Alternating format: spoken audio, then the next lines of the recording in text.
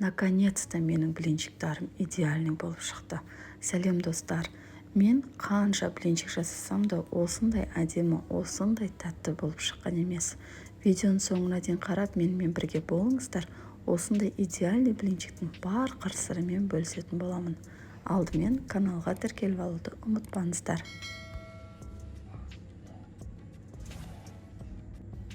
6 жұмыртқамызды жарып, 5 қасық, 5 ас қасық қантымызды қосып, кішкене ғана тұз қосамыз да, жақсылап қанты ерігенше араластыратын боламыз. Және де бізге 2 бокал жылы сүт, 2 бокал ұн, және де 2 бокал қайнап тұрған су қажет болады. Оның барлығын мен мына видеода тұрған қызыл бокалды қатты толтырмай өлшеп алған болатынмын.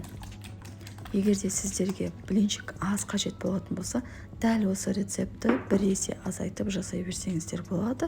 Яғни 1 бокал сүт, 1 бокал су, 1 бокал ұн дегендей, дәл осы рецепті бір есе азайтып жасай берсеңіздер болады.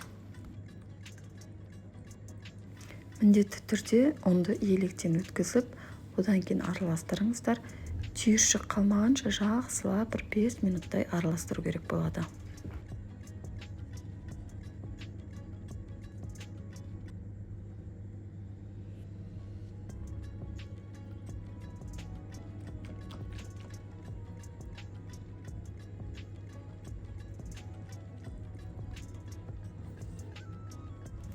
Түйіршік қалдырмай жақсылап араластырып болған соң, қайнап тұрған ыстық суға 1 чайный ложка содамызды қосып араластырып, массамызға қосатын боламыз. Және де ең соңында 5 ас қасық сұйық майымызды қосамыз.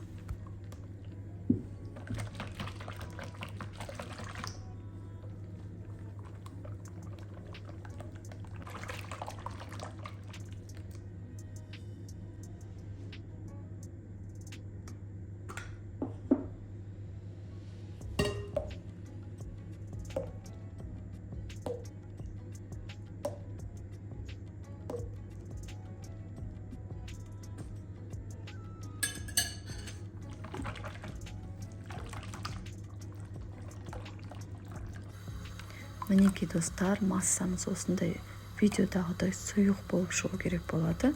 Және де сковородкамызды майлаған кезде сковородка қатты қызып тұру керек. Мінекей сол кезде массамыз әдемі домаланып жайылатын болады.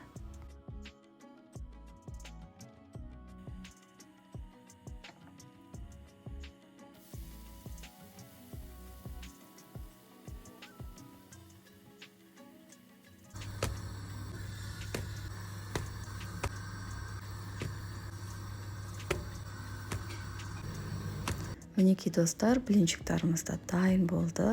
Өте дәмді болып шығады. Сіздер де міндетті түрде жасап көріңіздер. Және де комментарияда менімен бөлісіп, лайк басып, қалай шыққан жайлы айтып кетсеңіздер, мен қуанып қаламын. Сіздерден обратная связь күтетін боламын. Достар, мені жоғалтып алмас үшін міндетті түрде каналға тіркеліп алуды ұмытпаңыздар.